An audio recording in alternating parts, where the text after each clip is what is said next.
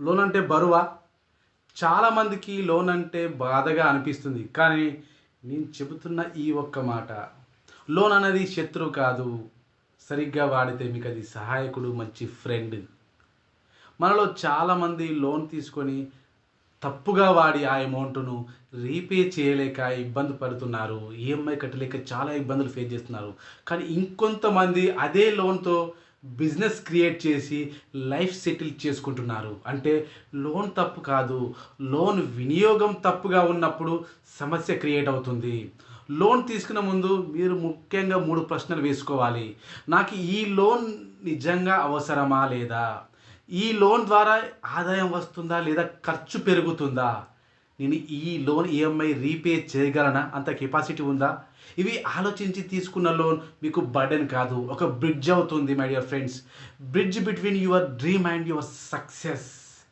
చూడండి, business start చేయాలంటే loan అవసరమే. హౌస్ కట్టాలంటే లోన్ అవసరమే. ఎడ్యుకేషన్ కోసం లోన్ అవసరమే. కానీ రీపేమెంట్ ప్లాన్ ఉండాలి. బడ్జెట్ కంట్రోల్ ఉండాలి. లోన్ స్మార్ట్‌గా హ్యాండిల్ చేస్తే మీ క్రెడిట్ స్కోర్ పెరుగుతుంది. మీ ఎర్నింగ్ కెపాసిటీ పెరుగుతుంది. ముఖ్యంగా మీకు మనశ్శాంతి పెరుగుతుంది. కాబట్టి రుణాన్ని చూసి భయపడకండి. దాన్ని సాధనంగా చూడండి. దాన్ని బాధగా కాదు, సరైన జ్ఞానంతో లోన్ తీసుకోండి. ఒక అవేర్‌నెస్‌తో తీసుకోండి. సరైన ప్లాన్‌తో రీపే చేసే ప్లాన్ చేయండి.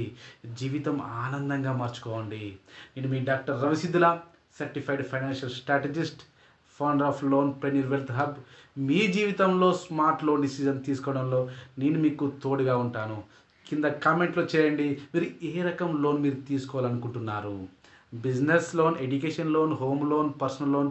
Let's plan it together wisely. Thank you. Signing off Ravisiddhula. Thank you so much.